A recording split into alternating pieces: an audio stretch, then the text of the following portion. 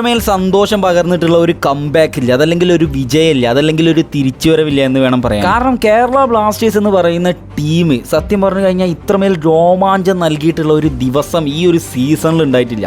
Kerala Blasters versus Odisha FC മത്സരം ഒരുപക്ഷെ Blasters ആരാധകർക്ക് ജയിച്ചു കഴിഞ്ഞാൽ മാത്രമേ പ്രതീക്ഷയുടെ മൊട്ടുകൾ വിടരാനുള്ളൂ. ഈ ഒരു അവസരത്തിലാണ് ഈ ഒരു മത്സരം നടക്കുന്നത്. ഒരു 2-1 എന്ന നിലയിൽ ആദ്യം പിറകോട്ട് നിൽക്കുന്നു, പിന്നീട് മുമ്പിട്ട് നിൽക്കുന്നു, വീണ്ടും സമനിലയിൽ തളച്ചിടുന്നു. ഒരു പക്ഷേ നമ്മൾ വിചാരിച്ചു പൊട്ടി പുറം പോയി, ഇനി പ്രതീക്ഷകൾ വെച്ചിട്ട് കാര്യമില്ലെന്ന്. അവസാനം എക്സ്ട്രാ ടൈമിൽ നോഹ സദോയ് എന്ന് പറയുന്ന കേരളക്കരയെ ആകെ മൊത്തം ത്രില്ലടിപ്പിച്ച ആ ഒരു മാലാഗയുടെ കാലിൽ നിന്നും ഒരു ഗോൾ വരുന്നു.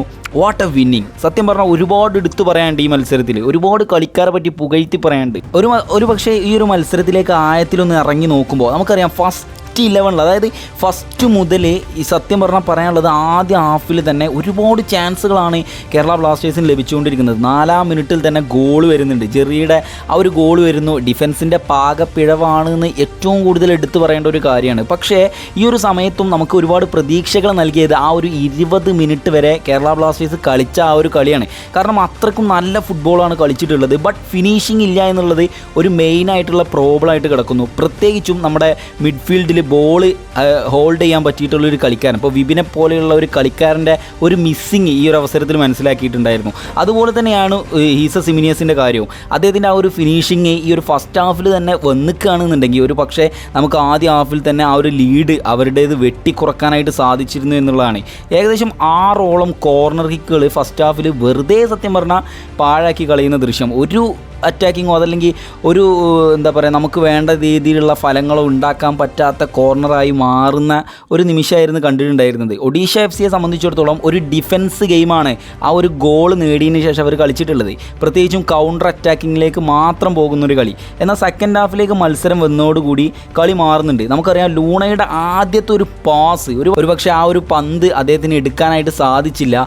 പിന്നീട് അമീർ റാണാവതയാണ് അത് ക്ലിയർ ചെയ്ത് ഒഴിവാക്കുന്നത്. സെക്കൻഡ് ഹാഫിൻ്റെ തുടക്കം തന്നെ നമുക്കറിയാം 10ാമത്തെ കോർണർ അടിച്ചിട്ടാണ് കേരള ബ്ലാസ്റ്റേഴ്സ് തുടക്കം കുറിക്കുന്നത്. പിന്നീട് ഇതിന് ശേഷം ഉണ്ടായിരുന്ന കേരള ബ്ലാസ്റ്റേഴ്സിൻ്റെ കളി എന്ന് പറയുന്നത് നിരന്തരമായിട്ട് അറ്റാക്ക് ചെയ്യുക എന്നുള്ളതാണ്. എന്നാൽ അതിൻ്റെ ഓപ്പോസിറ്റായിട്ട് ഒഡീഷ FC ലൊബേറ കാണിച്ചിട്ടുള്ളത് ഒരു ഡിഫൻസ് ഗെയിമാണ്.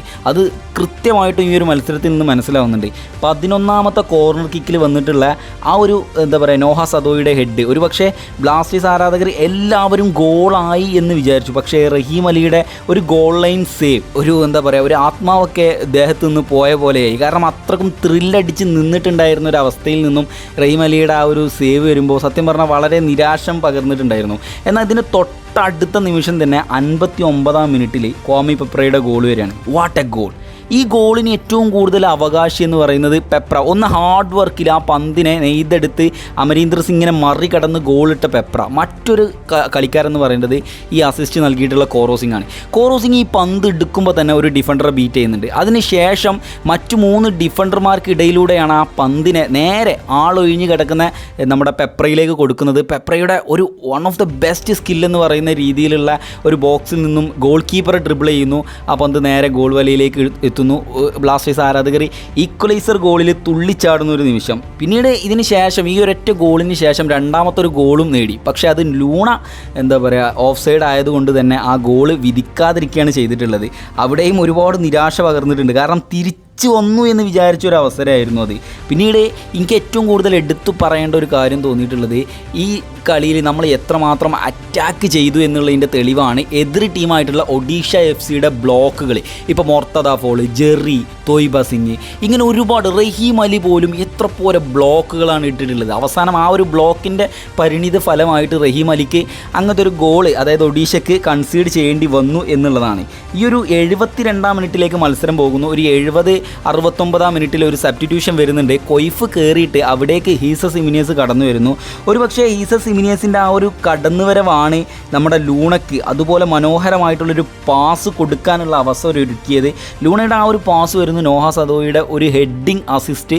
അതോടുകൂടി തന്നെ ഹീസസ് ഇമിനിയസ് തൻ്റെ സീസണിലെ 10ാമത്തെ ഗോളും കൂടി കുറിച്ചിട്ട് കേരള ബ്ലാസ്റ്റേഴ്സിന് ഒരു ലീഡ് ഉയർത്തി കൊടുക്കുകയാണ്. ഇത്രമേൽ രോമാഞ്ചിഫിക്കേഷൻ നിറഞ്ഞിട്ടുള്ള ഒരു അവസരം ഉണ്ടായിട്ടില്ല. പിന്നെ ഇതിന് ശേഷം നടന്നത് ഒരു നാടകീയ നിമിഷങ്ങളാണ്. അതായത് ഒഡീഷ FCക്ക് ഫ്രീ കിക്ക് വീണ് കിട്ടുന്നു. ആ ഫ്രീ കിക്ക് എടുക്കുന്ന മൗറീഷ്യോയ്ക്ക് സത്യം പറഞ്ഞാൽ ഒരു നിമിഷം പിഴച്ചു എന്ന് പറയുന്ന രീതിയിലാണ് ആ പന്ത് പോയത്. ക്രോസ് ബാറിൽ ഇടിച്ച് തെറിക്കുന്നു.